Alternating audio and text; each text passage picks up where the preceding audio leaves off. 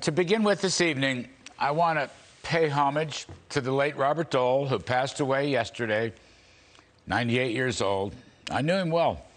And like so many of us, I have a lot of stories about Bob Dole with his incisive questions about policy issues, his acerbic but hilarious sense of humor, and his uncanny ability to remember people and, most incredibly, remember people's names. I'm going to save the stories for another moment.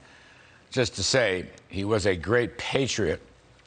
He served his country as a highly decorated wounded warrior from World War II. It's a miracle that he recovered.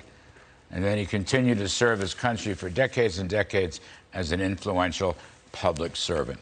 His presidential run in '96 didn't work out, but he twice led the Senate, and he was a master craftsman of innumerable pieces of legislation. He was part of that great generation that preserved American democracy and freedom by winning World War II and by defeating Soviet communism.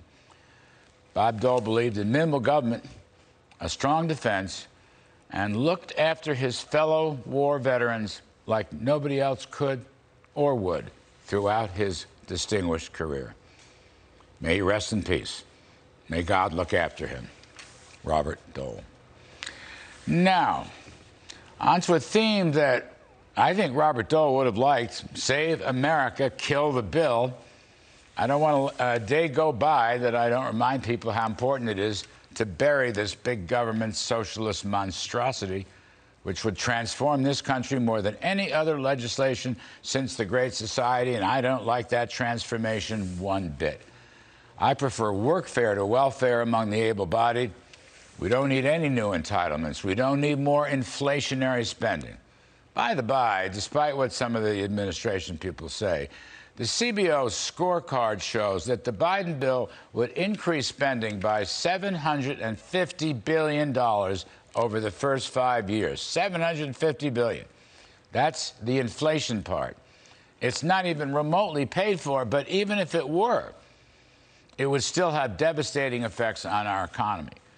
Not just no work requirements and spending, but crippling damage to our energy sector with the Biden Fantasyland approach to killing fossil fuels. And tax hikes will punish success, not reward it. And large and small business, investors, U.S. companies operating overseas will all be faced with shrinking profits, worker layoffs, wage declines, and lower family incomes. And all of the reputable economic models show these negatives. Plus, we don't need welfare for illegal immigrants. We don't need a complete federal takeover of the healthcare system by the socialist central planners. We don't need government to replace parents when it comes to daycare and education. And while we do need an overhaul of our immigration system, we do not need an amnesty for 5 or 6 million through this budget bill at this point in time. In short, we do not need this bill. Now, here's some good news. The Democratic Senate is way behind in its work. Increasingly, it looks like the bill for benefits, bureaucracy, and bankruptcy, that's my 3 Bs, it looks like that bill will not be completed in time for the holidays. What a tragedy. Some sort of floor vote was scheduled for next week, but apparently it's been postponed. There's going to be a big fight over the NDAA, that's the National Defense Authorization Act. There's going to be a tough floor vote on Nord Stream 2 sanctions, which surely would be an important weapon to stop Putin's Russia from invading Ukraine. And there's still going to be a tough vote as soon as this week on the OSHA vaccine mandate for private businesses. A vote, by the way, where Democrat Joe Biden may vote with the Republicans. Anyway, a lot of inside betting is saying the next key vote may not come until, get this, February 18th. Now, I've heard that from my pal Jim Lucier, but I'm also hearing it from others. Between now and then, you're going to have a debt limit. You got to have a scrub by the Senate parliamentarian. You got to have plenty of amendments on unpopular measures, an unpleasant inflation report, and then Christmas, New Year's, Returning to work January 10th, 2022. State of the Union message in late January.